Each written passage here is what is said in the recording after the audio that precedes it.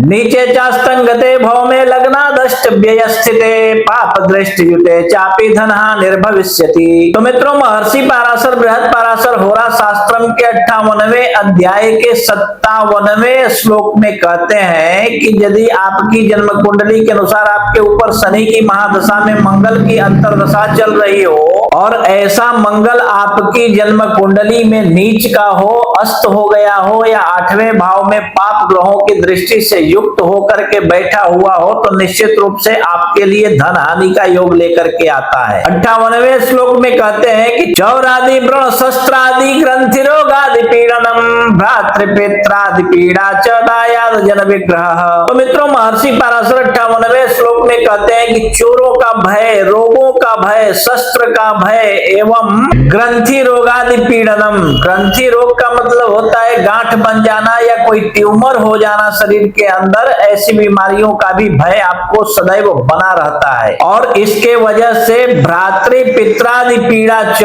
भाई और पिताओं को भी पितृतुल्य जो लोग आपके चाचा काका नाना ताऊ होते हैं घर में, उनको भी बहुत ज्यादा कष्ट होने लगता है। एवं दायाद जन विग्रह, गोतिया परिवार के लोग, बंधु बांधव आदि जो भी होते हैं, सब लोगों के साथ आपका विग्रह हो जाता है, आप अलग हो जाते हैं, आप अलग थलग पड़ जाते हैं ऐसे समय में। और आगे कहते हैं कि चतुष्पाद जीव हानिश्च कुत्स्य तान्नस्य भोजनम विदेश गमनम चैव नाना मार्गे धनव्ययः। कहते हैं कि ऐसे समय में मंगल देवता आपके चौपाए जीवों की भी हानि करने लगते हैं और न खाने योग्य अन्न खाने की मजबूरी बना देते हैं। विदेश में जाने का योग तो बनाते हैं, परंतु वहां जाकर के नाना मार्ग से, अनेकों तरह के मार्गों से आपका धन ही व्यय होता है और कुछ हाथ नहीं लगता है। और कहते हैं कि अष्टमद्योननाथे तो द्वितीय स्थे अथवा यदि अपमृत्यु भयम चैव नाना कष्टम पराभवः। तो मित्रों, 60वें श्लोक में महर्षि पाराशर कहते हैं कि अगर ऐसे मंगल देवता आपकी कुंडली में 7वें 8वें घर के मालिक होकर के दूसरे घर में बैठे हुए हो, तो ऐसे समय में अपमृत्यु भयम चैव,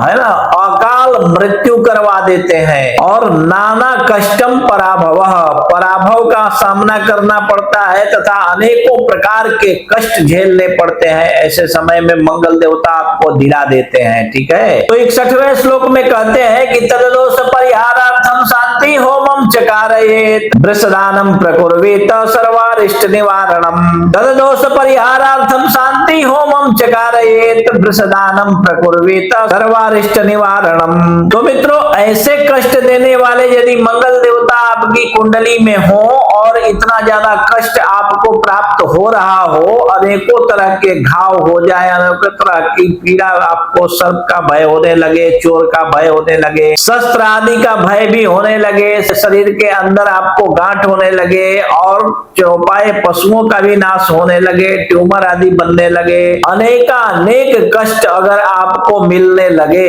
तो ये आप समझ लेना कि मंगल जो है आपको मार ही डालेगा। ऐसे समय में ऐसे मंगल के, इस प्रकार के दूषित मंगल के दोष के निवारण हेतु हमें क्या करना चाहिए, महर्षि पाराशर कहते हुए बतलाते हैं 61वें श्लोक में कि अगर ऐसी स्थितियां बन रही हो तो तददोष परिहारार्थम शांति होमम चकारयेत। ग्रह दोष निवारण विधि ऐसे समय में करवाना चाहिए। देखिए, किसी एक ग्रह के दोष के लिए इतना बड़ा हवन करने की आवश्यकता नहीं है, परंतु बात यहाँ पे इतना ही नहीं है कि केवल एक ग्रह कोई दूषित है, ऐसा नहीं है। अगर आपके ऊपर किस ग्रह की महादशा चल रही है, वो कहाँ बैठा है, अंतरदशा वाला, प्रत्यंतर दशा वाला, सूक्ष्म दशा वाला, सूक्ष्म प्रत्यंतर वाला, सूक्ष्माति सूक्ष्म प्रत्यंतर और होरा तक में ये जो ग्रह होते हैं वो सारे के सारे घूमते रहते हैं। यानी कि 24 घंटे में सारे के सारे 9 के 9 ग्रह जो हैं आपके ऊपर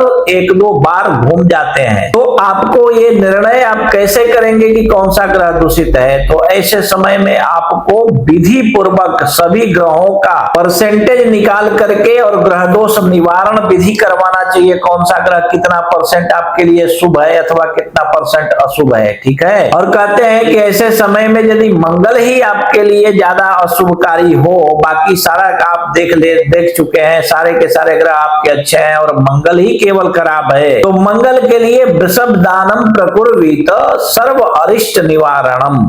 साण छोड़ दीजिए। एक साण छोड़ने की विधि होती है। मंदिर में जो कटाह ब्राह्मण होते हैं, जो महाब्राह्मण होते हैं, वो लोग संकल्प करवाते हैं। संकल्प में शायद कुछ ऐसा ही बोलते हैं कि शिव वाहनार्थे नंदी दानम हम करिष्ये। तो नंदी दान आप कर दीजिए, वृषभ दान कर दीजिए, साण छोड़ दीजिए। इससे आपकी अकाल मृत्यु भी टल जाएगी और अनेकों प्रकार के जो कष्ट होते हैं वो सारे के सारे कष्ट आपके दूर हो जाएंगे। आपके घर में महर्षि पराशर कहते हैं कि सुख संपदा आदि की भी वृद्धि होने लगेगी। ठीक है, तो इसी प्रकार आप अपनी कुंडली भी देख लीजिए और अपने बारे में स्वयं समझ लीजिए। और यदि इसके बाद भी आपको आपकी कुंडली समझ में न आ रही हो तो आप अपनी कुंडली किसी कुशल श्रेष्ठ अनुभवी विद्वान ज्योतिषी को दिखाइए। और कोई श्रेष्ठ विद्वान यदि आपको आपके आजू बाजू में न मिले तो आप अपनी कुंडली हमें भी दिखा सकते हैं। आप देश विदेश कहीं भी रहते हो, हमारे व्हाट्सएप पे मैसेज करके अपॉइंटमेंट ले लीजिए और अपॉइंटमेंट कंफर्म होने के बाद हम आपकी कुंडली देखकर